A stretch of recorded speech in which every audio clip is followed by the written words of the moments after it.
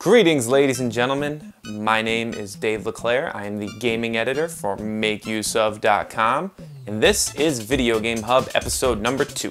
I am here to count you through the top 5 stories from the world of video games from the last week. So sit back, relax, and let's get ready to embark on a magical journey through the world of video game news. Alright, let's kick this thing off with our 5th story of the week this week, which would be the number 1 story if it wasn't such a rumor. But unfortunately, nothing has been confirmed, and the company in question, who is Nintendo, has only commented with, "We don't comment on rumors and speculation." So what's the rumor? Nintendo's next console, called the Fusion, again, according to the rumor, which will actually combine its portable console with its home console. So the portable console would basically be like the controller for the home console. The specs are very powerful, unlike what is typically Nintendo consoles, which tend to lag behind. However, again, this is a rumor, and it's probably an untrue rumor. NintendoNews.com is reporting it from an unidentified source who they won't identify, and apparently, according to Kotaku, don't actually know that much about, just that this person has come through with actual news before, so hey, why might this not be true, you know? It's probably not true, but it could be. I'm not going to dive into the specs too heavily because again, this is rumor. There'll be a link in the description if you want to click on it and go read all the specs for yourself, but just know that it sounds like a very powerful console and it combines the handheld and home-based element of Nintendo's console into one unit. It could be really awesome, but for now, it's just a rumor.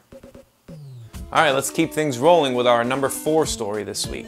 Footage of Titanfall's closed alpha has leaked all over the internet. Everybody's got their hands on it, everybody's playing it. Well, not really, I'm not playing it, and chances are you're not playing it. But the people who are playing it are going out of their way to post tons of video on the internet of it. So even if you can't play it, you can see it. It's actually a little bit of it playing right here over my shoulder. Looks really good, so let's just go ahead and make that full screen and take it in. Titan will be ready in 60 seconds.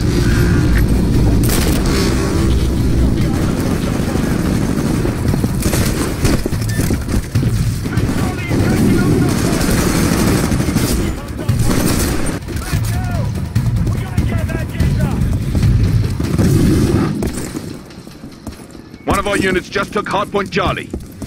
Checking window, second floor. Copy, second floor window. Clear. Pilot, you're approaching Bravo. Watch for hostiles.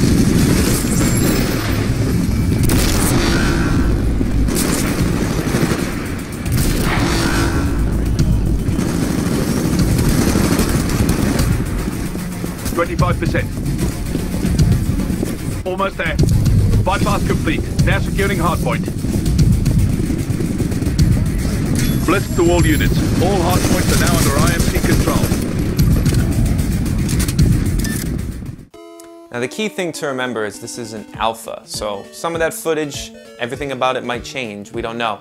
But it does look really good and definitely looks like Titanfall is a game that we should all continue to keep on our radar, especially if you went out and dropped $500 on an Xbox One and you're looking for some games to play. Alright, let's keep it going with our 3rd story of the week. This week, number 3, comes to us from the good old NPD group, and it's all about sales, sales, sales. Everybody loves sales numbers. We have the top 10 best-selling games of 2013 according to the NPD group.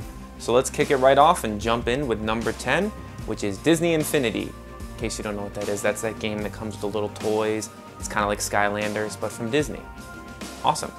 Number 9, Minecraft. That's right, that little game where you build stuff out of big weird Lego blocks is still selling like gangbusters. Next, Just Dance 2014 coming in at number 8. Just like Lady Gaga, everybody loves Just Dance. Moving along, Call of Duty Black Ops 2. Yes, that's right, Call of Duty Black Ops 2, last year's Call of Duty, still in the best-selling games, which makes sense. It has legs and it came out at the end of 2012, so it makes sense that it would keep selling throughout 2013. Jumping up, we have NBA 2K14, which is generally regarded as one of the best looking games on next-gen platforms, and it actually still looks fantastic on the Xbox 360 and PlayStation 3, so easy to see why that would be up there. Next, Assassin's Creed 4 Black Flag, which was out on pretty much every platform under the sun and is a fantastic game and deserves to be up there. A game that does not necessarily deserve to be up there is Battlefield 4, which in spite of being broken, is still the 4th best-selling game. So this goes to show you pre-orders. People pre-ordered the game before they knew how messed up it was, and they were stuck with it, and hey, might as well keep playing it, and it's finally starting to come along and be the game that it could have been, so I guess it's not so bad. You just had to ride out a couple months of nonsense. Moving up to number 3 on the list, we have Madden NFL 25. No surprise, people love their football. Super Bowl's coming up, so why not play a football video game? Everybody bought some Madden. Number 2, it is a heated battle between number 2 and number 1, and you can probably guess right now. In fact, I'm just gonna pause. You probably just guessed the games. Number 2, Call of Duty Ghosts. Yep, that's right, people still like Call of Duty. In spite of Activision saying that they've seen a decrease in sales in the game, it's still the 2nd most popular game of the year. And number 1, to end all suspense, even though there is no suspense, Grand Theft Auto 5. The game that set every entertainment record for sales that you could possibly find is the best-selling game of 2013. I'm not surprised, you're not surprised, no one's surprised. And there you have it. In our number 2 story this week, and this is the one that everybody's talking about, is the whole controversy with Machinima, EA, and Microsoft, where it's being reported that YouTubers are going out and making videos speaking fondly of the Xbox One and showing footage of the Xbox One and being paid for it without reporting that they were paid for it. So basically, it's an endorsement, but without saying that it's an endorsement. So the people who are watching the videos think these are just the honest opinions of the YouTuber in question, when actually it's something they're being paid for. It's an ad. They were paying at a rate of $3 per 1,000 views, which is decent rate, but it's not enough to make anybody rich by any means. Even the most popular of YouTubers is not going to get rich off of a $3 CPM. So what it does is it kind of makes people who are watching call into question the integrity of the people who are making the videos, because can you trust their opinions anymore? I mean, they're taking money to put out an opinion that's not really their opinion. It's tough to say because YouTubers are not technically journalists and they don't have that same level of journalistic integrity that you might expect, and I don't think they're necessarily required to have that. They're just people making videos on the internet for entertainment. And make use of anything we do that's promoted, we put a big tag on it. This post was made possible by blah blah blah company. You know, it's a sponsored post. And in the case of these YouTubers, they weren't doing that. Microsoft and EA have said that they didn't know this was happening and that it was PopTent, the company handling the ads, doing it. That's neither here nor there. Eventually this is all going to blow over and people will forget about it, but for the time being it definitely calls a lot of YouTubers into questions, and hopefully it's something that kind of gets resolved on its own and it lets people at least think about where they get their opinions from. I mean, make sure you trust the people that you're reading reviews from, and as long as you trust them, you can be pretty sure their opinions are going to be their opinions.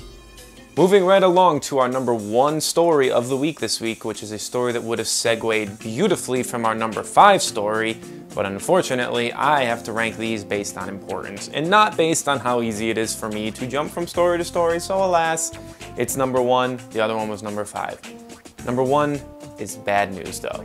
Nintendo is considering a new business model because things are going very poorly. It originally projected a $530 million profit for 2013, and it has since decreased that projection to a $240 million loss.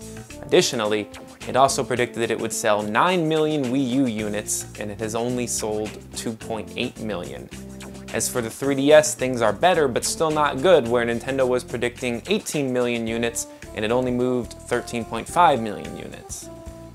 There's really no positive spin you can put on this. Nintendo is doing poorly right now. They're losing money, which is something they've never done over the history of the company, even in spite of having the single best-selling console, which is the 3DS. They're just not making profit, and it's the Wii U, unfortunately, that seems to be the problem. They did talk about new business strategies and looking at smartphones, but they didn't say exactly what that meant. They did say that it is not as simple as just bringing Mario to a smartphone. So I take that as perhaps they're planning on releasing their own smartphone, like a 3DS phone, which I would buy, and I bet a lot of you would buy too, because that sounds really awesome. We'll have to wait and see what Nintendo chooses to do with that, but for the time being, they just need to figure some things out and figure out a way to cut some costs and save some money. And we've done it. Another episode of Video Game Hub down the drain. Wait, I mean in the books? Once again, I have been Dave LeClaire, the gaming editor from MakeUseOf.com, bringing you through this magical world of video game news. We hope you've enjoyed this episode. If you have, please click the like button somewhere down over here, and click the subscribe button right here so you'll never miss another episode of Video Game Hub.